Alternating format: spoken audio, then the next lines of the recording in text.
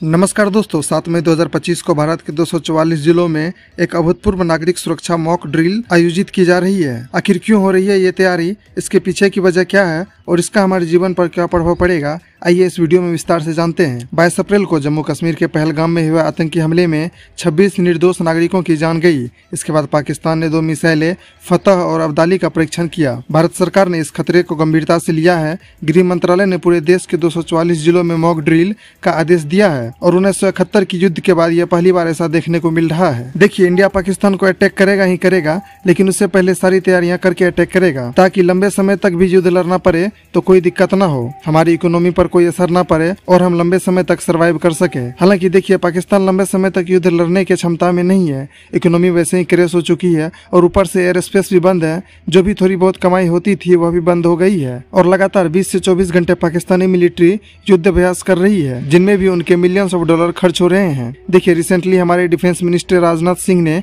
बहुत ही बड़ी स्टेटमेंट दी है, जिसमें वह कह रहे हैं कि आप लोग जैसा चाहते हैं बिल्कुल वैसा ही होगा। यानी कि हम लोग क्या चाहते हैं, अभी भारत के 100% पब्लिक यही चाहती है कि पीओके वापस ले लो या फिर कुछ न कुछ जमीन अपने कब्जे में ले लो, या फिर पाकिस्तान को ऐसी सबक सिखाओ कि आगे से वह आतंकवादी को फंडिंग करने से पहले 1000 बार सोचे। देखिए, अभी हम सबको एक साथ मिलकर यूनाइटेड रहना है और गवर्नमेंट जो भी डिसीजन लेती है गवर्नमेंट के साथ खड़ा रहना है। कुछ न कुछ जरूर बड़ी प्लानिंग हो रही है, क्योंकि खबर यह भी आ रही है कि prime minister opposition leader Rahul Gandhi से भी मीटिंग किए हैं और ऑब्वियसली मीटिंग में यही हुआ होगा कि हम जो भी स्टेप्स ले रहे हैं उनमें साथ मिलकर खड़े रहिए। अब देखना यह है कि गवर्नमेंट क्या एक्शंस लेती है। चलिए, अब हम अपनी टॉपिक पर वापस आते हैं और जानते हैं क्या क्या होगा मॉक ड्रिल में। इस मॉक ड्रिल में शामिल होंगे एयर रेड सायरन, ताकि नागरिक जान सके कि खतरे का संकेत क्या होता है। ब्लैकआउट प्रोटोकॉल, रात के समय सभी लाइटें बंद कर दी जाएगी ताकि दुश्मन विमानों को निशाना लगाने में दिक्कत हो। इवैक्यूएशन रिहर्सल, स्कूल, कॉलेज और सरकारी भवनों से निकासी की प्रक्रिया बताए जाएंगे।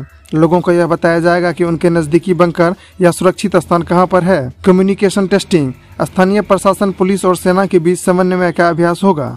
एम्बुलेंस, दमकल और आपातकालीन सेवाओं की सक्रियता, ताकि आपदा की स्थिति में मदद मिल सके। यह सब कुछ इस तरह से किया जाएगा जैसे कोई वास्तव में हमला हो गया हो। यदि आप उन 244 जिलों में रहते हैं जहां मॉक ड्रिल होगी तो इन बातों का अवश्य ध्यान रखें।